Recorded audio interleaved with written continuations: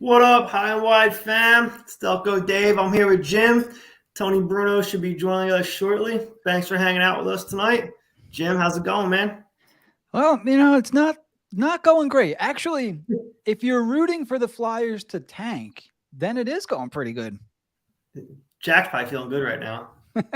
I think there's a lot of guys out there I think that might be, feeling pretty good. I mean, are they frustrated because the Flyers lost? Yes. But if you're rooting for the Flyers to lose, which is what tanking is, then you can't be that upset, can you? Yeah, absolutely. Actually, texting Tony right now. Hold on. Okay.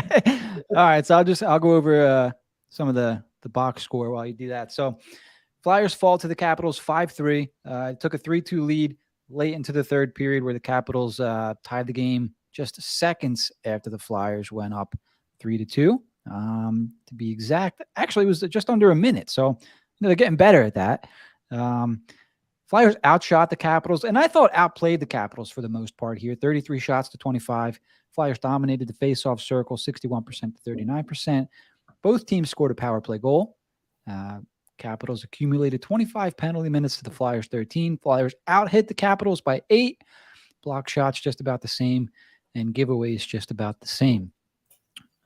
Tough loss. If you're rooting for the team to win, tough loss. What do you think, Dave?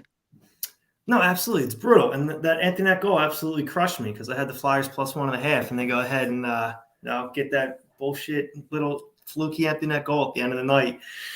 Just one more little nail in the coffin, I guess, for this season. We can't even have that, can we? Yeah, it's rough when you're like 5-6 weeks out from the trade deadline, and that's all you're worried about right now. Like it's I know.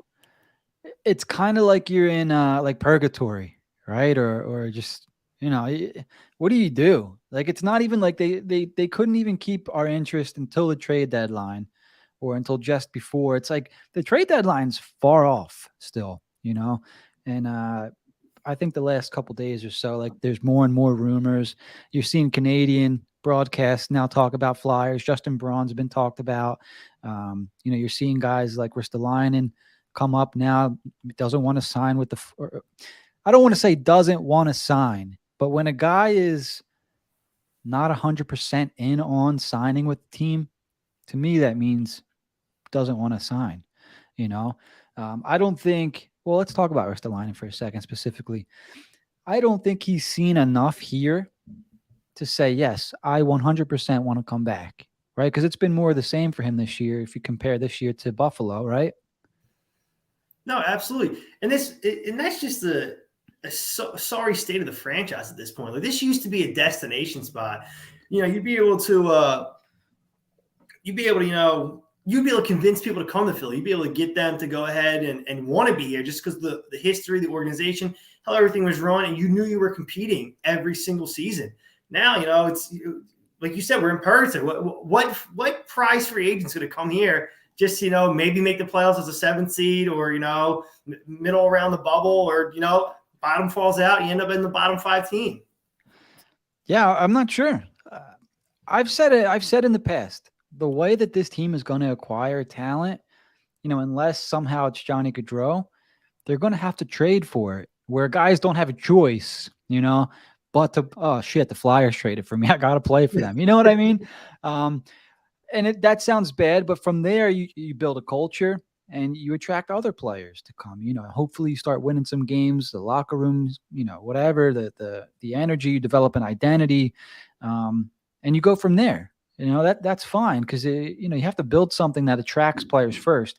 I believe it was, I want to say the Jeff Merrick show I was listening to earlier, and they were talking about potentially, keeping Gaudreau there. They were trying to convince him to stay. And they said something to the tune of, winning changes a lot of things, where as before with Calgary, they weren't doing so great, a lot of skill. They were kind of like the Flyers of the West, you expected more. They just weren't doing it. And, now a guy like Gaudreau, does he stay? Does he leave? If he stays, they're building something. Are players attracted to go to Calgary now? Maybe. I don't know. But that was the point. You have to build something that attracts talent first. And the Flyers, unfortunately, haven't been able to do that. Well, they squandered it too, because like I said, they were a team that had a real winning legacy and winning culture. Even with not so many cups recently, at one point they rivaled Detroit for the amount of playoff appearances over a 20-year span. Like Detroit did 25 in a row, but the Flyers would only miss one or two throughout there. They were the next best team as far as making playoff appearances. It seemed like every other year they're in the conference semifinals. They make a conference finals run every few years, and then we had some Stanley Cup shots too. So there was a certain standard and a certain kind of culture that was here when you built that. Players outside of the organization can see that. Be like, oh no, hey, 2 times in 4 years they made the conference finals. 7 straight playoff appearances. Like that was things the Flyers used to be able to hang their hat on. It's just in the last 10 years or so, 15 years or so, it's just been a slow, steady decline. It's just losing starting to become acceptable around here, and it's very disappointing. Oh, that's interesting that you brought that up. I can't remember which podcast this was. It might have been the same show. I've been listening to a lot of the Jeff Merrick show every day, and I like that it's on every day, half an hour long show, a lot of information. They were talking about the Canadians, I think, and why they traded for Andrew Hammond. They didn't want to ruin Caden Primo, and that's what was happening. You have to be careful when you have when you go on long losing streaks. Especially when you have young players like the Flyers do. It can ruin some of these guys. Oh, I think our guest just popped on. Hey, do you want to bring him in, Dave? Absolutely.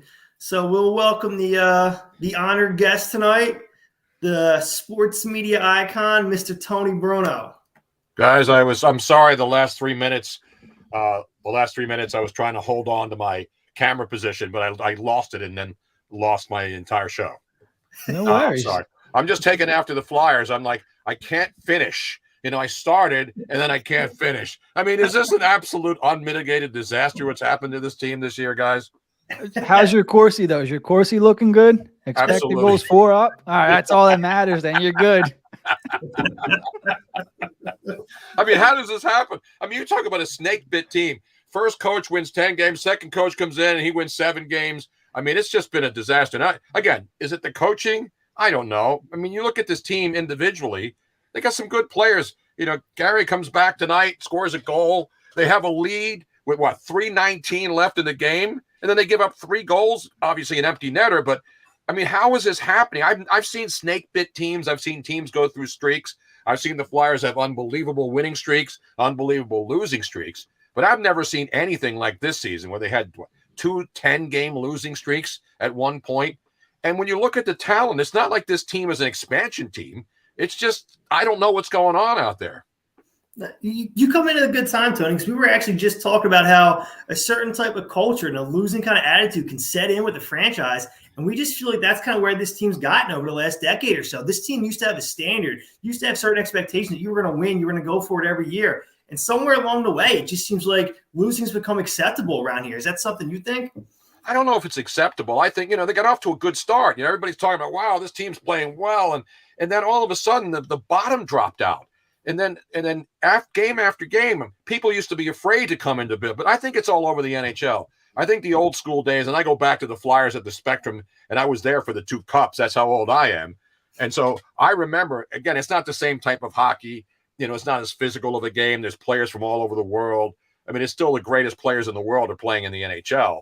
But the bottom line is that I don't think it's a mentality of being a rough and tumble, tough guy team. The Flyers have had some smallish players. They've had some big players. I just don't understand the mentality. And I think the other teams that watch the Flyers, like the Capitals, are a good team. The Flyers beat them earlier in the year 2-1 when things are going well. The Capitals come in and they saw what happened with the Penguins, another good team. They see that you get if you're down a goal on this team, all you got to do is ratchet it up.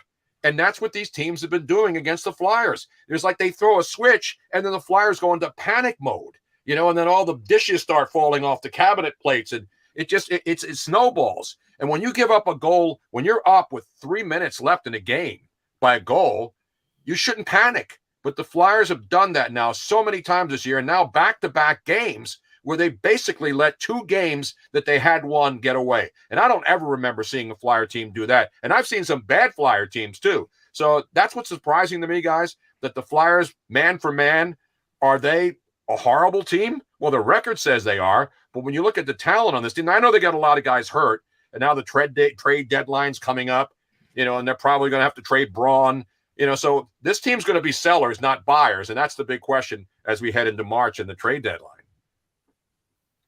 Yeah, absolutely, Tony. Like I said, we were just talking about it. 6 weeks to go, and all we're worried about now is the trade deadline because this team just doesn't have anything else to play for. We're just in wait-and-see mode. Like you said, they're going to be sellers. Pieces are getting sold off. The big one's going to be Claude Giroux, which I think is just going to be seeing him leave and not playing a different jersey, orange-black, is going to be tough. That guy's been a Philadelphia sports icon. I think one of the most underappreciated stars in Philadelphia sports history. And I hope he reaches 1,000 games before he ends up getting shipped out. But how do you feel about Claude Giroux and what his legacy will be here in Philadelphia? I mean, go back to Lindros and some of the guys they bring in, the captains, and they lead. Lindros was a physical player, and he got hurt a lot, and that was his downfall. I mean, he would go out there and fight his own fights. He would go out there and try to lead the team, and then he kept getting hurt, and then people got soured on him. But to me, Lindros is one of the greats, and Claude Giroux is right up there. You talk about top 10 players in Flyers history, Giroux's up there. But unfortunately, the younger fans and the older fans, those of us still around, they're not used to losing. The Flyers, I've seen, when Ron Hextall almost took them to a Stanley Cup, and the Pelle Lindbergh, who looked like a guy that was going to take this team, and then he dies tragically in an accident. And so every time this team looks like they got the goalie that's going to carry them, and that's what you need in this league, something goes wrong. And now the young goalie here, last year he was the toast of the NFL, and then all of a sudden, this guy snake bit too. So I just don't know what it is. I'm not a coach, obviously. The coaching changes don't seem to matter with the Flyers. The organizational moves don't seem to matter. I know a lot of fans always call into talk shows and say they got to sell this team. When Ed Snyder died, but people were knocking Ed Snyder too. He was too loyal to the old school Flyers from the Broad Street Bullies days. And he kept them around and he kept giving them jobs. And that's what Ed Snyder did. He was a loyal owner. But now, most of the team owners, these are just venture capitalist guys. Look at the Sixers. I mean, they're owners. They've got some good players and they got a chance to win. But those guys are buying pieces. And there's nothing wrong with that. I'm a capitalist. I don't mind buying teams. But when the Sixer owner owns the New Jersey Devils and the Sixers, to the average sports fan, it's like, how can you do that? It's called business. So I think the Flyers right now, a lot of people are down on the organization. They're down on the ownership group, and they just want changes. It's just what happened with the Eagles, what happened with the Phillies, what happened with the Sixers. At least I'll give the Flyers this. They're not tanking. A lot of teams go into the tank at the end of the year when there's nothing to play for. I don't think the Flyers are trying to tank. I mean, they went out there and they gutted it out, and they had a lead on the Capitals. So tanking, the 76ers did. I hated it. And, here they are in a position. Could they win a championship this year? Well, they better start getting closer to win a championship because Embiid's getting older. And even though he's still young, we'll know whether James Harden fits in. So these teams like the Flyers and the Sixers, who the last couple of years looked like they had, a potential to make a deep run. Flyers obviously aren't making a run, and the 76ers, we'll see what happens. And baseball's not starting in spring training, and the Eagles season, was okay, but not good enough. So we live in a city now where we're now not quite good enough. Even after the Eagles Super Bowl, a year later, people were complaining. That kind of describes Flyers fans in a nutshell. I mean, I know things have been bad this year, but you go back to the offseason, and you know how fans like to get excited. People were talking, Stanley Cup run because they made a couple moves. Come to find out, who could have foresaw the way the season was going to play out with all the injuries? The Flyers are missing all 5 of their centers. Yep. Only 4 can play, but they're missing 5. So it's kind of like, how mad can I really be about what's going on? Games like tonight, if you're still rooting for them to win, which I think, some of us still are, I wanted to see them get the win tonight because winning does a lot for confidence, does a lot for the locker room. Guys feel good. I wanted to see them get the win tonight. But I guess on the flip side, you're like, they played well. They lost. That improves their draft positioning. Some guys are thinking that way. But I don't think fans think. I don't think fans, especially Flyer fans, I don't think they're saying, oh, well, you know what? Just lose the rest of the games now. We'll get a better draft pick. I don't think hockey fans think that way. Obviously, if your team stinks from the get-go and they don't have a chance to win many games, you're going to get used to them losing. Yeah. But this team, as you mentioned, the injuries, Konechny's playing, he's playing better. You know, you got some guys who've having really good years, but then you have other guys who just get hurt, you know, and you look at the players that are lost for the season. So when you keep losing key players, and then, you know, I mentioned there's some guys coming back, stepping up, because I think all these guys go out. Hockey players, more so than any other sports league, you know, they're jumping over the boards every 5 minutes. You're not on the ice the whole time. So every time guys go over the boards for a line shift, whether it's the forwards, whether it's defensemen, they're not going out there saying, you know, I don't feel up to it on this shift. You can see when guys aren't playing in hockey. You can see when guys are dogging it and not trying. And in this town, when people see players dogging it or they think they're dogging it, you don't get away with that. And so that's the difference between hockey. You know, basketball, you can see when guys aren't playing hard. Obviously, baseball, you know, if a guy his head's not into the game, he misses a fly ball. But I think hockey fans understand that this is a physical game. And in this city, if you don't give any effort, they're going to call. Look what happened to Ben Simmons. I mean, when you quit on a team in this city and Ben Simmons was a #1 overall pick, the fans turn on you in a hurry. And the Giroux and the players and the Voraceks that used to be here, fans don't turn on those guys. We always welcome them back with open arms, even if they haven't won a Stanley Cup. And let's be honest, they haven't won a Stanley Cup since 1975. So that's a long time. And I think there's a loyal fan base. Are there empty seats now? Yes, because it's expensive to go, you know, and the coronavirus and all this other SEPTA, you know, all the other different issues that the city is having right now. I just think that the fans want them to win. And if they lose, I don't think they'll go crazy. But I don't think anybody's hoping that they lose the rest of the game so they get a better draft pick. I don't think fans are wired like that in the city. You mentioned Ben Simmons, Tony, and I find it interesting that 2016, three different Philadelphia franchises picked #2 overall.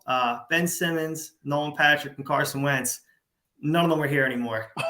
Yeah, I know the Nolan Patrick thing. I mean, a lot of people, and then there was finger pointing. Well, this guy didn't want Nolan Patrick, and Bobby Clark didn't like Nolan Patrick, and this guy didn't like Nolan Patrick. Yet, you know, all the scouts said that Nolan Patrick was one of those guys. You know, he was an elite player. And it happens to a lot of players, you know. And the one thing about having a #1 or #2 pick, those guys have to hit. You can't miss first round. I mean, the Sixers got, you know, Embiid fell into their laps.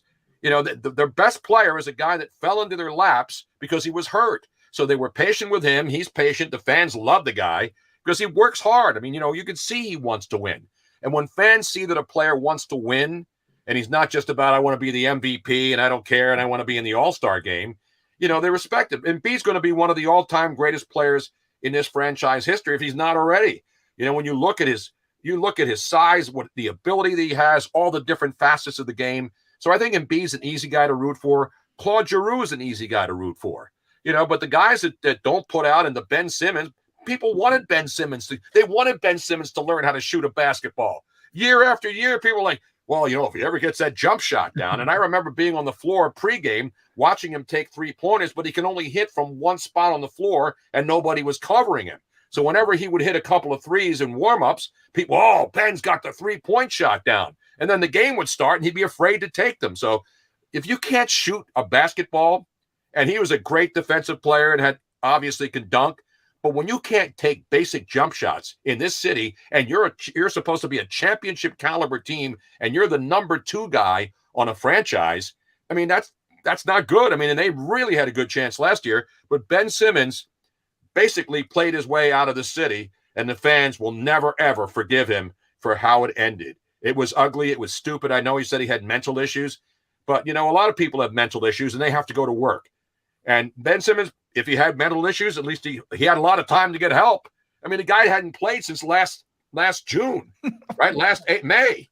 So, you know, if I was getting guaranteed millions of dollars, you know, and I choked at the end of a game, I'd probably sulk for a couple of days and I'd come back to work knowing that I got a guaranteed contract and I'll make more money than the entire building makes in a year, and I'll make that in a couple of weeks. So that, again, I don't care what players make. I don't bash players for getting huge contracts. You know what? If the team thinks the guy deserves the money, they pay him. And the fans are too involved in that now. The fans want to know, well, he's not worth the money.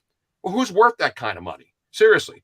You know, these guys play a kid's game. Thankfully, they got a good negotiation session. They got a good contract. The Players Association is powerful. Nobody goes to see the owners. They go to see the players. So to me, I don't begrudge players getting big time contracts. And when somebody signs a contract and doesn't turn out to be good, I don't cry over it. I don't know why we get so upset when a guy is not as good as we thought he was. There's a difference if you have a superstar and then you get him at the end of his career and he's like going through the motions because he's already won a title and he's just playing for another year contract to sock another couple $1 million away. I don't respect that, but you know what? What am I going to do about it? Tell a guy when he's supposed to quit? So these are all the issues that we talk about when we look at the Flyers and the Sixers and the Phillies and Eagles, and even the soccer team. People want to see guys go out and play hard. And if you play hard in the city and you try and you just come up short, I think people are good with it. But if you're a team that I don't think the Flyers aren't playing hard. I think the Flyers, to me, is the most dumbfounding thing I've seen in a long time in the city. I'm talking about a decent team that got off to a good start and then the wheels came off. That's the most fascinating and befuddling thing to me is how did this team go so bad so fast? So I think injuries, number one, have to play a role in there. I mean, you're missing your top two centers and your top, defenseman that you brought in to pair along with, your best young defenseman. You add in the coaching change. And the Flyers, Chuck Fletcher didn't do Mike Yeo any favors. During the time that he fired Alain Vigneault, the Flyers couldn't practice for at least a week. So, it was kind of putting Mike Yeo in a crappy spot. Yeah. And they haven't really gotten a bunch of practices in until, the last couple weeks. Yeah, and that was knee-jerk. You're right. You're right, Jay. I mean, that was a knee-jerk firing. Did the guy lose the team that quickly? I mean, we don't know what goes on in the room, as they say, but I can't imagine a team quitting on Vigneault. It's not like it's not like back in the day when you'd have a coach and he'd get the team jacked up for a couple of years, Mike Keenan and those guys, right. They would come in and get a team at least into a championship situation. Vigneault came in here and they played great last year. So what happens this year? The season starts and then it crashes. That was the thing that bothered me the most as far as trying to figure out how it possibly happened. I get the injuries, but a lot of teams, look at Edmonton. I mean, Edmonton had one of the best teams in the NHL. They fire their coach, and a lot of times when you fire a coach and you're a good team, the team responds to that. So when you fire a coach like Vigneault and you bring in Mike Yeo and he's, a nice guy, I don't know if he's the kind of guy or if he is the guy or if this team's the team that can have a fire lit under them right now because they're playing well enough to win some games. They just don't know how to do it. Right. And I'll agree with that 100%. I think now we're starting to see them at least compete. We're seeing them stay in games. They're not winning very many, like tonight and the other night against Pittsburgh for examples. Like they were in the games till the end. Probably if they were a fully 100% healthy team, maybe they come away with 4 points the last two games. And the team as is, they get a point somehow. They're leading in the game late, and they lose 5-4 in overtime to Pittsburgh. They somehow lose 5-3 tonight after being up 3-2 with 4 minutes left. And remember, after the All-Star game, Giroux goes out to the All-Star game, has a great game. The whole league sees what a great player he is, and they won a game. And they're like, maybe this is the move. Maybe this is the spark. Not because Giroux was in the All-Star game, but players got a couple of days off. Yeah. A lot of the guys went around, and obviously the bad news with some injuries and losing one of their best players with back surgery for the rest of the season. I mean, those things don't help the psyche of a team. And when you lose one of your tough players and one of your really, really go-to guys this point of the season, it makes the rest of the room sit back and say, wow, I got to step up now, but I'm not as good as him. So those are the things we don't know because we're not athletes sitting in a locker room trying to figure out how you get out of a schneid. A coach coming in and yelling and busting stuff up. I don't know if that works anymore with players. They go out on the ice and the coaches can see which guys are playing well, which guys are practicing well, which line combinations they want to put out there. So I think everybody's trying. I don't think this team's quit. I just think that there's something about everything, the cumulative effect of injuries and bad luck. And it's not, I hate to use the term bad luck. When you're up 4-3 or 3-2, you don't lose because of bad luck. You lose because the other team senses that all they have to do is get things going, crank it up, and get this team back on their heels. And that's what the Flyers' mentality is right now. They saw it in Pittsburgh, and then they saw it again tonight when they're up by one. They don't know how to close it out. They don't know how to get the puck out of their own zone. They don't know how to continue to rush the other way. So I think that's the mentality right now, and I don't know how to get out of it. If I did, I'd be winning Stanley Cups as a hockey coach. I draw a lot of comparisons to the 06-07 season because that was in recent memory, that was probably the worst season we've had compared to this one. But the thing is, 3 seasons later, we're in the Stanley Cup Finals with a lot of that same core. In that 06-07 season, people were talking about trading players, burning it down. They made a few good trades, made a few good draft picks, and just 3 seasons later, we're playing the Stanley Cup Finals. Danny Briere was somebody that people were talking about trading in that 06-07 season. And then in the playoff run in 09-2010, he has one of the greatest playoff seasons in the history of the Flyers. Had we won the Cup that year, he'd have a statue up there before Nick Foles did. No, I totally agree with you, man. And that's the amazing thing about sports, and especially hockey in this town. I know I was joking about the Knicks because a lot of my friends are Knicks fans, and the Knicks had a 28-point lead over Brooklyn last night, and they blow a 28-point lead in the NBA. And so they become like the Flyers, the Knicks. They look like they were going to be good at the beginning of the season, and now they're talking about their coach Thibodeau may be fired. So when things go bad, the easiest thing to do is to fire the coach. And Thibodeau, everybody thought he's going to go to the Knicks. Look at the talent they have. Look what they're doing. And now the Knicks are just like the Flyers, except the Flyers at least won a Stanley Cup in 75. The Knicks haven't won since 1973. I mean, imagine that. The New York Knicks, one of the preeminent franchises in the NBA, have not won an NBA championship in almost 50 years. I mean, it's almost unheard of when you talk about the talent that wants to go to New York, the draft picks and the teams they had. And obviously Patrick Ewing and those guys, they were playing in the Jordan era. So a lot of times they were probably good enough to win if Michael Jordan had been around the league. So that's the kind of stuff that happens, cyclically in sports. A team like the Knicks, everybody thought was going to be a contender in the East, and they're just another pretender. Makes you wonder if that's how people think about the Flyers these days, right? Yeah, I mean, I know a lot. I have friends all over the country, people that I've worked with all over the country, and they always ask me, what's wrong with the Flyers? Earlier in the year, they're like, oh, Carter Hart. Last year, Carter Hart's the best goalie in the NHL. So we went from Carter Hart's the franchise, and he's going to be the guy for the next 10 years, to what the hell's happening to this kid? And when you're that young, I mean, your psyche, just think of the psyche. Everybody's telling you how great you are, and you're playing great, and the team's going well. And then this year they start off and they're playing well, and all of a sudden everything went to hell. So it's got to hurt a young player to be in this position, to see what looked like it was going to be not easy sledding, but it was going to be, hey, we got a nucleus here. I'm the guy. And now let's go out there and win. To now, like, what the hell's going on here? We were kind of talking about that before you came on. Like, once you establish, so the Flyers don't have an identity or a culture, right? And if you think about it, well, they kind of do. They have a losing culture, a losing kind of identity, right? When things go south, they go south quick. Yeah. They don't have the I guess the mental fortitude or to stick it out. Like, there's no, like, you don't go on 2 10-game losing streaks and say that you're mentally tough or whatever. Like, they need people in the room that can say, hey, we just lost 2, 3, 4 straight. Like, it stops now. It doesn't go past that. But these kids are, I mean, the entire team is being exposed to consistent losing. It's tough to break that. We saw it with the Sixers. Even when they had talent on the team, they had Brett Brown as the coach. It took them a couple years to break out of that, right? Yeah. So it's, I know we didn't expect it to happen this year.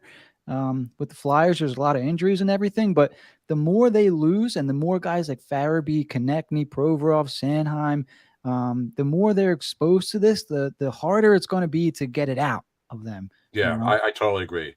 Yeah, and that's the psychology of sports. We're not talking about this team is so bad. Like, when we knew when the Sixers were tanking and they were putting out guys who weren't really, top-notch NBA talent. There were guys who just wanted a job because their mission by the organization was go out and lose. Brett Brown tried to coach these guys, but they didn't have the talent to compete. And they knew it, and everybody knew it. Yet the thing that bothered me the most about the trust the process era is people accepted it and relished it. Yeah. People were being charged top dollar to go watch NBA talent, and they weren't seeing NBA talent. To me, that was consumer fraud.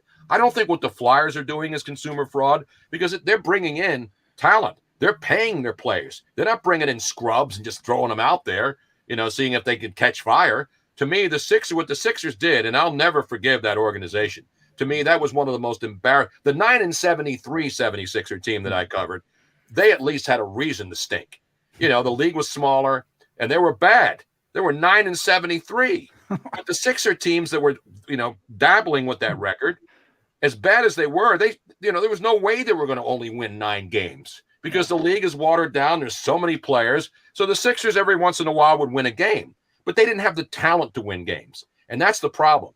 When you don't have talent, and the fans know you don't have talent, but you convince the fan base that this is the only way to win, to me, that's why I was angry as a Sixer fan and as a Philly fan to see that happening and expect it to be a guaranteed solution. And people would always say, well, what's your idea? I don't have an idea. I'm not a general manager. I'm a fan. I'm a sports guy.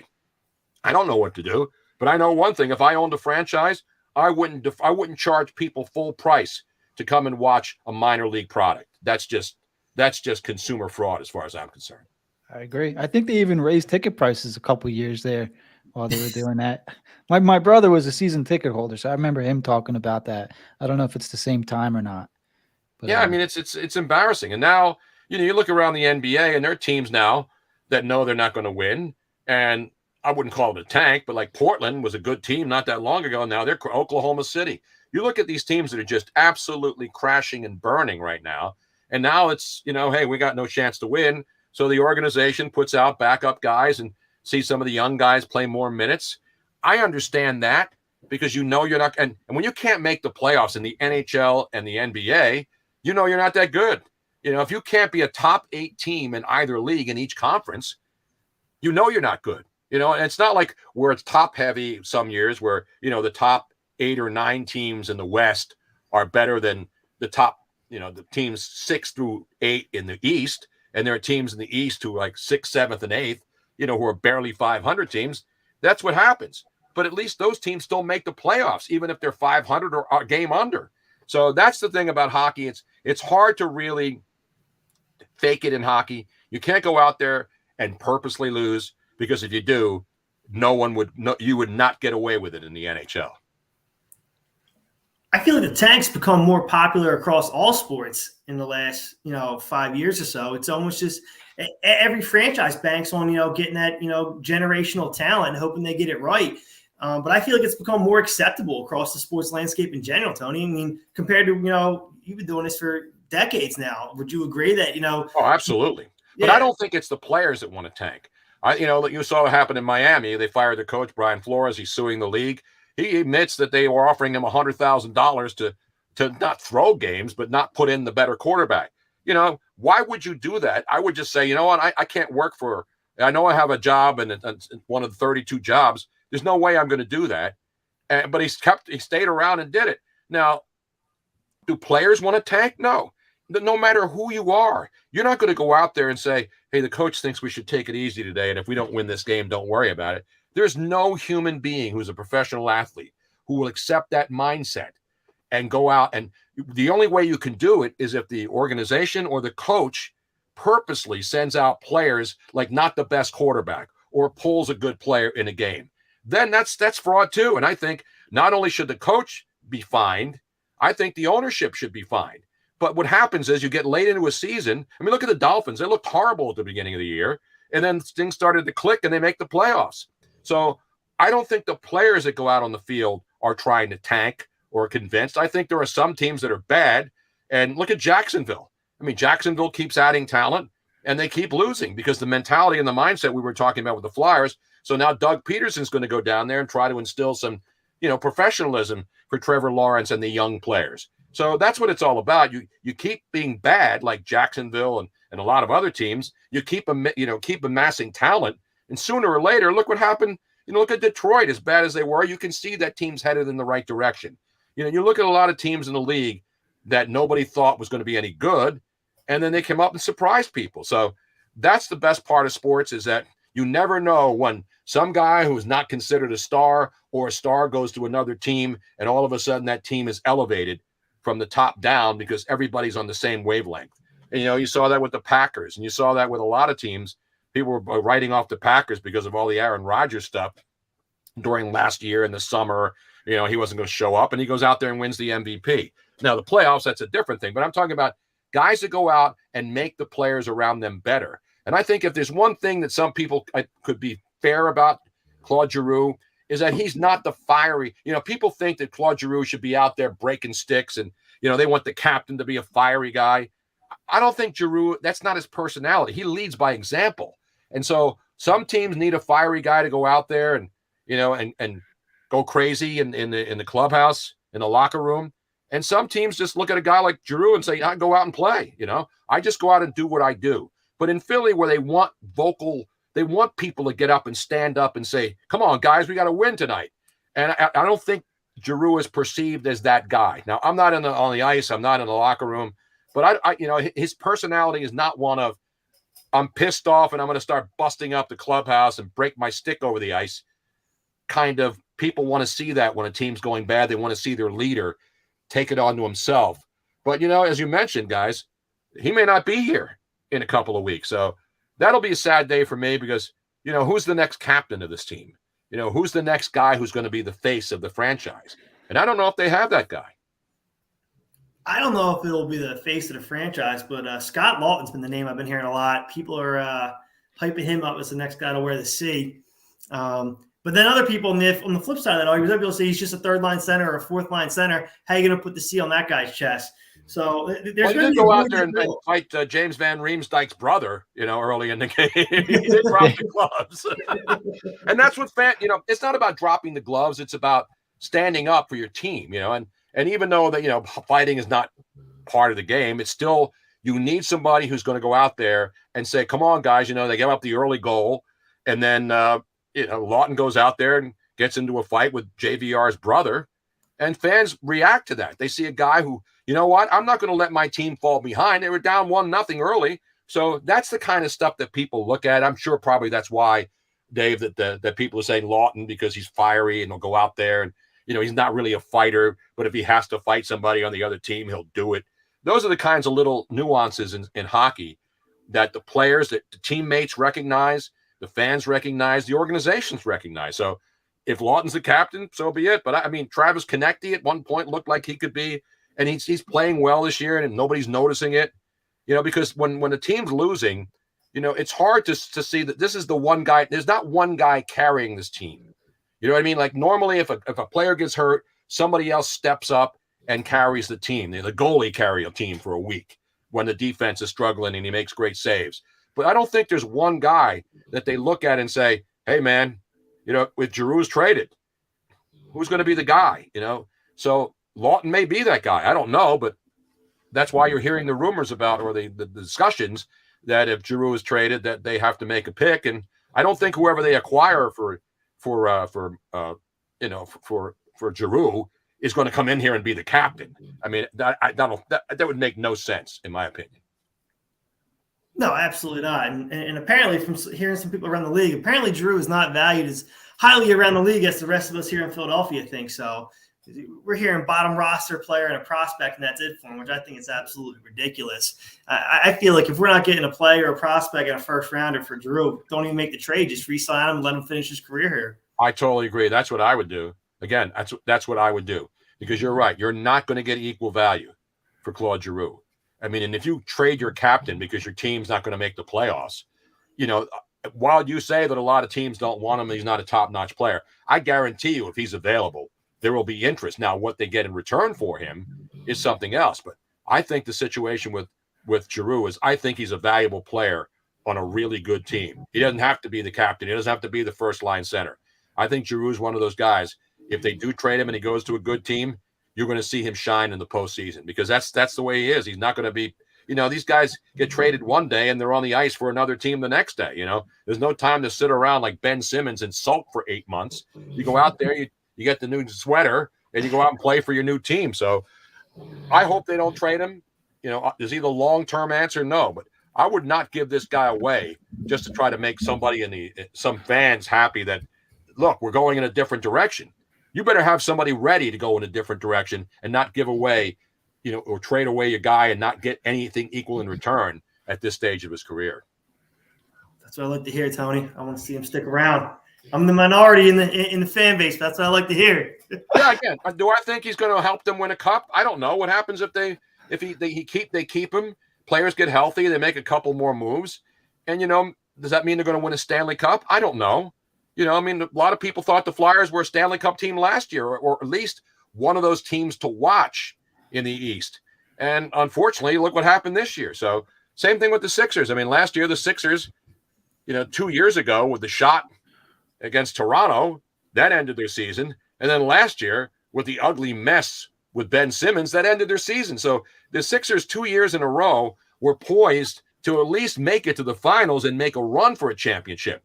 The Flyers haven't been in that position, as you mentioned, for a few years. So I don't know if the Flyers, with a couple of moves, but the one thing about hockey, though, guys, it happens. Teams could be bad, and then the next year make a couple of moves, and boom, they're right back in it. So I don't think you need to gut the whole thing and start all over again and blow it up. Because in hockey, I think you can make a couple of moves and you get that one player. If you get a one player who can be the franchise, then you build around them. So there's so many guys involved in hockey. When you got 12, 15 guys on a roster, you got to know who those 12 or 15 guys are. And when they all can play, then obviously the system is building a system around those guys to put them in the best position to go out there and win.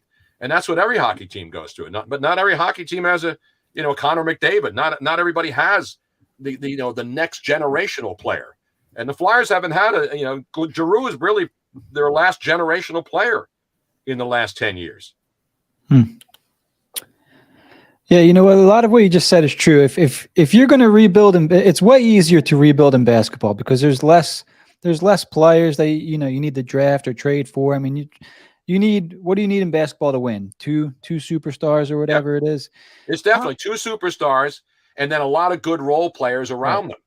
And that's what it is. Yeah. And that's what the Lakers had. That's what the Lakers had last year when they won, or 2 years ago when they won in the pandemic year. And when you have too many great players, which is why the Lakers stink this year, is they try to bring in everybody wants to go play with the Lakers, but there's only one basketball. So I think the bottom line is you have to have two stars, and as many players as there are in the world that are good at basketball. You look at the great players now; they're all coming from overseas. The Doncic's and all these guys. These are the faces. These are guys who are franchise builders now. So I think it's easier now to go and find players from all over the world to be a piece, one of your two main guys, to build around and make a run for a championship. In hockey, two guys is not enough. You can have a goalie that plays out of his mind, but he's not going to play out of his mind every night. No. But so again, I'm not knocking the NBA, but the NBA has an advantage where you need two stars, superstars, and a bunch of good role players who know their positions, can come off the bench and give you a chance to win a championship. And I think in the NBA, the Sixers have proven it. The Lakers did it. Minnesota, look at them. Look at Milwaukee. Look at small market franchises like Milwaukee. They get Giannis and boom, they're a championship team. So you got to be lucky. You got to get the right draft pick at the right time. And then you build around that guy. And Milwaukee's done it. Dallas is back looking better. Phoenix. You look at these players that come around, not super huge. It's not the Lakers and the Knicks every year. Boston's playing well.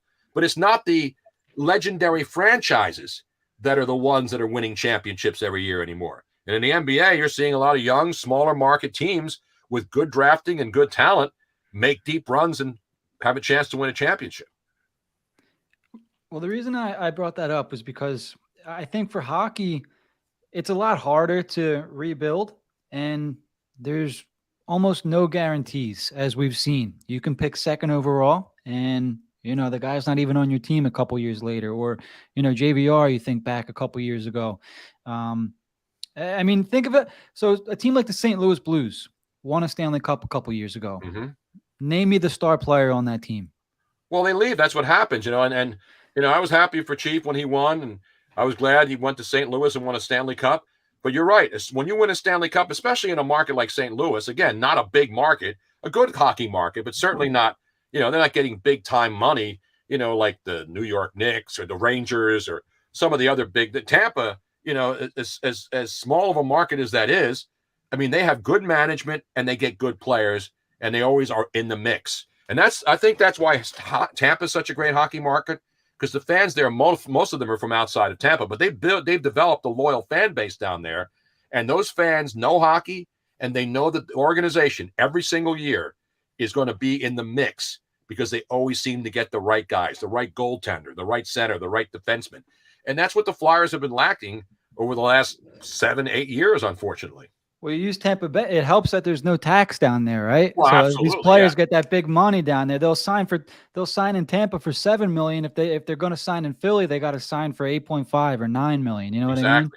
And again, is it a destination? We always talked about destinations, and you always thought about, in hockey, the Montreal Canadiens, the Boston Bruins, even the Flyers were a destination because of the pedigree back in the 70s and 80s.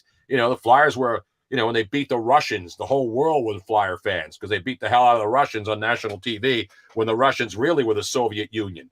And so the Flyers have been, one of the great franchises from the first expansion in '67. And so, but are they a destination? See, I think hockey's different than other sports, because teams aren't going to get 4 and 5 superstars and they'll bring them into one city. When a player is a free agent or he has an opportunity to go elsewhere, I don't think he just says, I want to play. I want to play for the Los Angeles Kings, or I want to play for the New York Islanders, or I want to play for the Pittsburgh Penguins. Guys play where they get a good deal and they're happy to go. And do I think guys want to play for one team more than the other? Absolutely. But you mentioned the Blues. Blues win, and look at the guys they lost. And guys that they lost are guys that are not easy to replace. So that's the problem. Once guys win a Stanley Cup, they got that ticket, they got that ring, and now somebody's going to throw $1 gazillion at them. And at some point in your life, you're going to say, you know what? I'm going to do it for the money now because I got my ring. I'm happy. I love my teammates, but it's time to move on. And somebody's going to pay me ridiculous money. I'm going to take it. We just had Theo Fleury on a couple episodes, right, Dave? He said the same thing. He's like, yeah.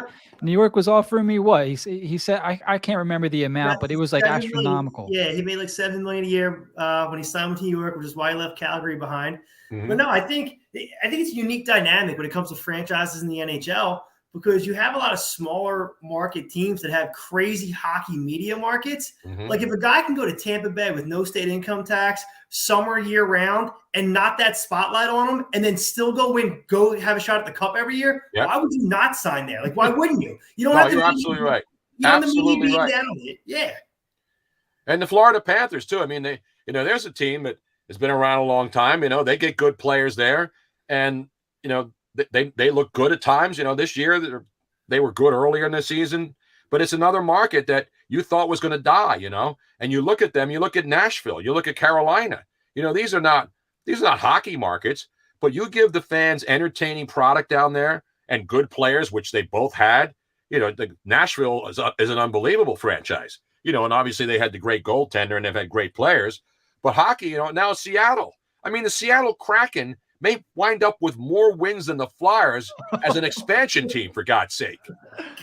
Shit. Look what Vegas is doing too, man. They've been Vegas right out of the gate. I mean, they were an expansion team and they were in the playoffs. They made a Stanley Cup run in their first year with castaways. It's not fair. Yeah, that's crazy.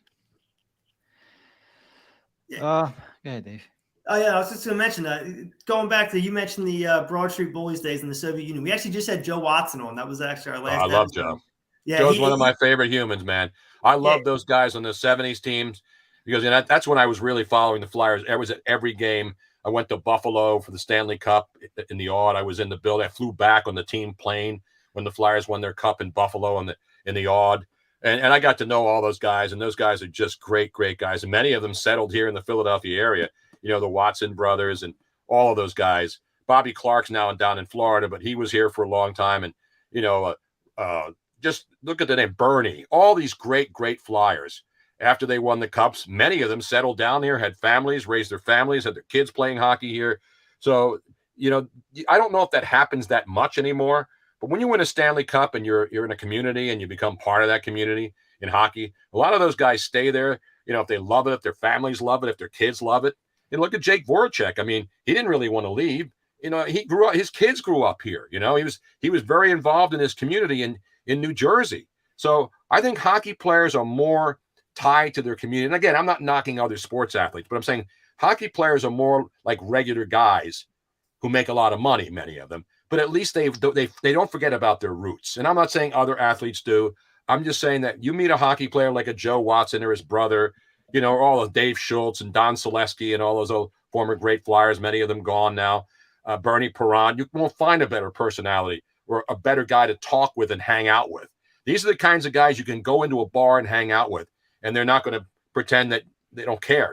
They're going to have a good time. Joe Watson is one of the funniest, most affable guys you'll ever meet. He loves life. He loved life as a player, and he's loving life now, as a guy who's just happy to be living locally and having a great life.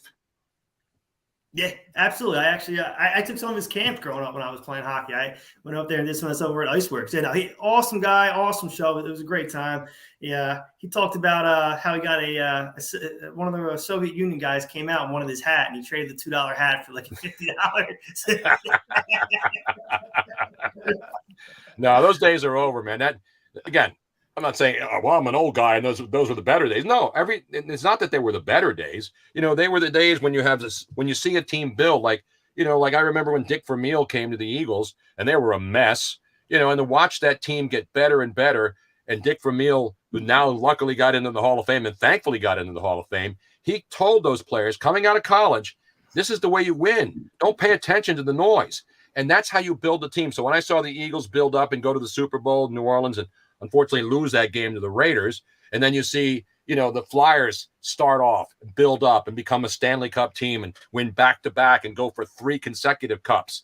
When you grow up with those teams and they become part of your fiber, we don't see a lot of that anymore in sports. I mean, even the Eagles, all of those guys we watched develop and, the Jason Kelce's and, Brent Selleck's and all those other guys who were warriors on this team, they stay in the area too. Brent Selleck still lives in the area.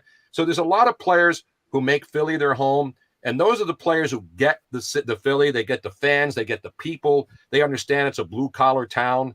And so I think those are the players that we in the city love. We love the guys that are regular people that you can talk to, who aren't going to blow you off. Now, there's some people who are arrogant, some fans, who bother a player at the wrong time. And then the fan gets mad because the player said, I can't sign an autograph now while he's having dinner with his family. But I think for the most part, Philly fans respect the athletes and the athletes respect them because they're really diehard, hardworking, middle of the road, blue collar for the most part. Now, there's some rich cats up in the luxury boxes. I don't have a problem with them. But I'm saying the diehard fans are the working people. And they're the ones who appreciate when a team representing them in their city is out there busting their hump. I think that's what fans want more than anything else. They want to see players go out and work hard and represent the city. And if they win, it's icing on the cake. Absolutely. I think you summed it up perfectly. We're pushed up against the 55-minute mark. Jim, you got any final thoughts you want to put out there? Anything else for Tony? No, I think that last part, you hit the nail on the head. Even this team that we're watching this year for the Flyers, they've been tough to watch for most of the season. They are still not very good, but maybe the last, couple weeks, you can see the effort is there. They're at least competing, and they have the opportunity to win at the end of games. So for me, I can appreciate that. I know that they're supposed to lose these games, but I see them giving the effort. They're not out of it yet. They're still competing. And that to me breeds success, and when there's no quit, because when everyone's back, now that you welcome these guys back in, you add them to the formula, and, maybe next season goes different. But yeah, that was it for me. Tony, it was great talking to you. It's February, guys. We got a couple more months of hockey. Yeah. So we either watch the games, we don't watch the games, we go to the games, we don't go to the games. A lot of people aren't going. I know there's empty seats, but I don't think people are not going because they don't want to spend the money, but it is expensive. And you take a family out, and now, with prices going up and gas prices and everything else, people have to make decisions with their money. And I think when you're in a situation, you've been locked inside for 2 years. Yeah, you want to get out. You can't go to a restaurant, and now they're starting to lift the mandates. I think maybe more people will go if the Flyers show a little life at the end of the season and they'll go out there because they love watching hockey. I mean, you have to love watching hockey to go to a game. You know, if you don't know anything about hockey, I've seen many people who go to their first hockey game when they were poo-pooing hockey, and then they see what a great sport it is when you watch it live. You know, and I think that's where people become hockey fans. They go to a game, they sit there, and they feel the energy, and they watch the athleticism and the ability to skate and do all the things that they have to do. And I think that's when hockey fans are born, is when they go to an arena and watch a real game. Interesting. I think you summed up there perfectly, Tony. I could That's ask what I you try a to little do, bit. man. I mean, I'm not spouting anything that's like revolutionary. I'm just, I just look at things with common sense. And I know as a Philly fan for all my life, I saw the Sixers win in 67. I saw them win in 83. I've been fortunate, but I've seen a lot of bad teams too. So from 67 to 83, 2 Sixers championships in my lifetime. I saw the Eagles as an 8-year-old. I wasn't watching it live. I was watching, I knew the Eagles won the NFL championship in 1960 at Franklin Field. And then the Eagles won to 2 Super Bowls after that and finally won one. So I've seen good teams and I've seen mostly bad teams. But the good teams you remember. The bad teams, you like those guys, the ones that came close. You don't denounce them. But to me, you always remember those championships because the championships make you feel better about life, make you feel better about your city, and make you feel better about sports because they represent us when they're out there with the Philadelphia names on their jerseys. And that's why I enjoy sports. That's the most important thing to me. Absolutely, man. Like I said, Tony, I think that was perfect, man. Does you have anything else you want to add? The floor is yours, man, before we get out of here. No, I'm ready to go to bed, guys. I'm shot. I've been running around all day. It's starting to rain. It's windy out. It's supposed to be real windy, but at least the weather was nice out today. It's like 60-something degrees, man. It's like We need this to keep coming. We need spring, and we need it sooner than later. That's my final word. Let's get this damn pandemic. Let's get these masks out of the way. Everybody looks like it's getting better and better. Let's go out there and enjoy life, man. You guys can't stay inside locked down all the time. Amen. Amen, man. All right, for J. Michael Vaughn, for Tony Bruno, I'm Delco Dave. Thanks for hanging out with us, High and Wide, fam. All right.